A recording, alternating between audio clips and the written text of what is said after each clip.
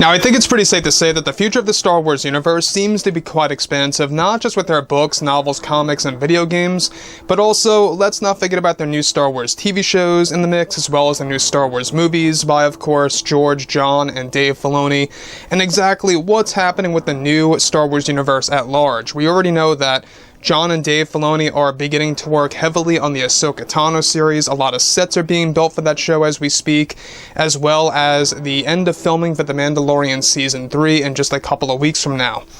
This is Mike Zero. Make sure to subscribe if you're new to the channel for future Star Wars updates. Also, by the way, guys, I am on Twitter at Mike01 if you guys want to go ahead and give me a follow on there. I do post a couple of entertaining things from time to time, and also really make sure to interact with you guys further. So the big deal about Disney Star Wars right now is that just yesterday we were introduced to the very first teaser trailer of the Obi-Wan Kenobi TV series. Very impressive work, I gotta say. The reworked Duel of the Fates theme worked perfectly in the Obi-Wan Kenobi TV series teaser trailer. And not just that, we got promotional images, all thanks to Entertainment Weekly, giving us our first look at characters like Reva, as well as the Grand Inquisitor and other Inquisitors, as well as the new one being introduced.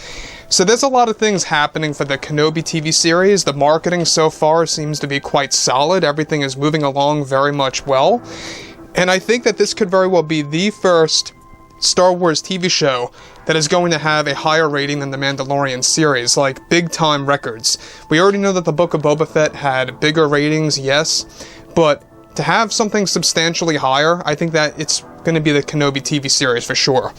Now, with that being said, however, what's even all the more intriguing has everything to do with the fact of what Disney and Lucasfilm are up to with one specific Star Wars project that not only John and Dave are going to be involved in, but also creator George Lucas, that is going to be inserted in as a co-writer for this new series that's going to release in the next couple of years. Now, one thing that is really exciting about this is that both Ewan McGregor and Hayden Christensen recently signed a multi-deal contract. This contract involves their characters to be used at least in 5 new Star Wars projects, one of which is going to be co-written by George Lucas that will feature a live-action adaptation of the Clone Wars. Creators John and Dave Filoni are also said to be attached to this project that will release sometime in 2025. Now, we talked about this lightly a couple of months ago, about what they're doing with the live-action adaptation of the Clone Wars and exactly how they're going to be able to promote this in the Kenobi TV series. I'll get to that in just a second. And specifically about the adaptation of the Clone Wars, this is something that a lot of fans out there have been a little skeptical about. You know, some fans feel that the Clone Wars should stay animated and leave it be. I, however, believe that this is a great route to go to kind of boost the familiarity of this era for those fans out there that don't necessarily like the animated material, and that is exactly Disney's plan.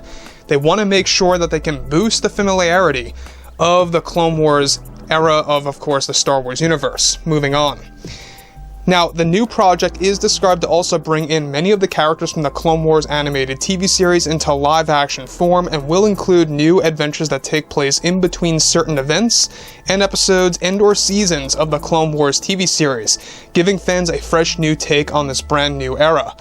So that's another thing to really take into account here, is the fact that what Disney and Lucasfilm are doing with this live-action adaptation of the Clone Wars is that not only will George Lucas be co-writing it, which makes a lot of sense because, you know, he really worked very closely with Dave Filoni on that show, but Dave and John will also be involved in directing and/or writing this new TV series, and that really says a lot. And they're actually in the talks with Deborah Chow, the director of the Kenobi TV series, to actually handle this.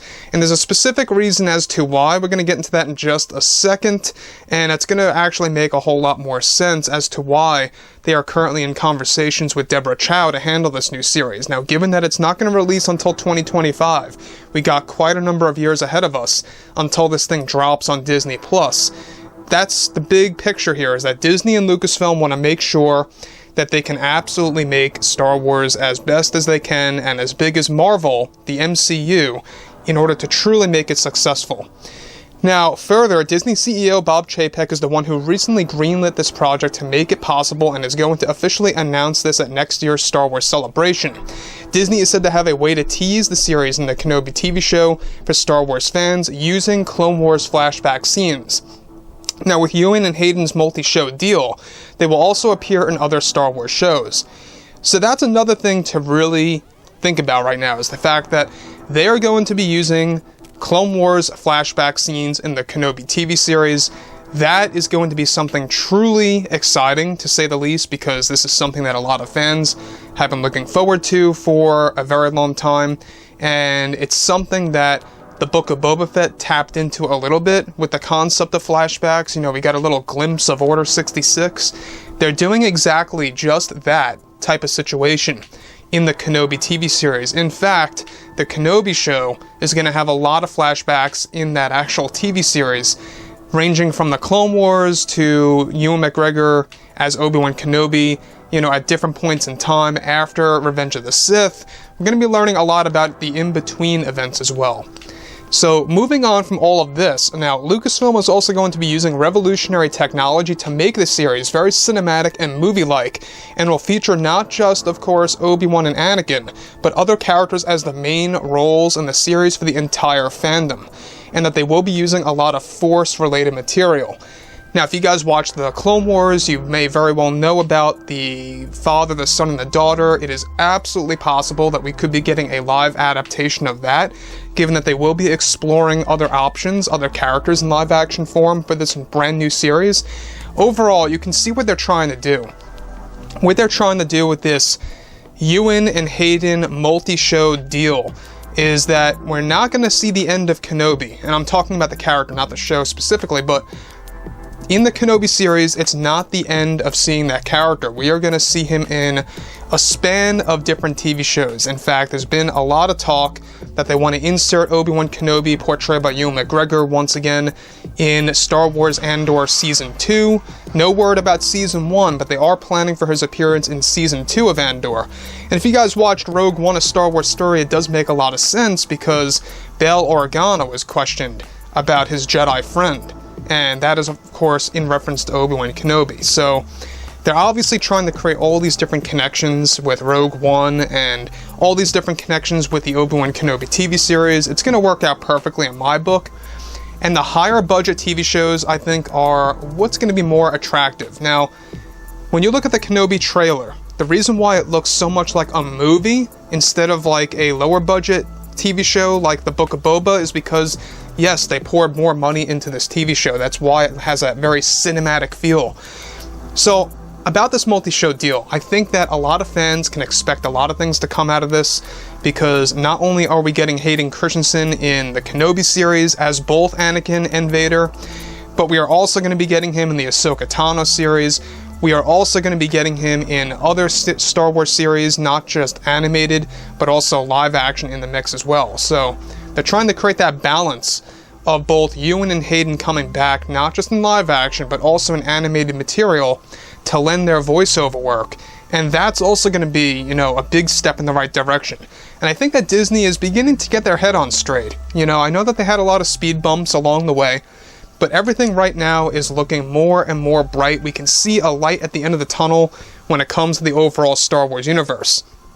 So I would like to hear what each and every one of you have to say about all of this below in the comments. And if you guys did enjoy the content for today, make sure to drop a thumbs up on this video to support the channel. I thank you all so very much for the kind support, and I'll catch you guys next time.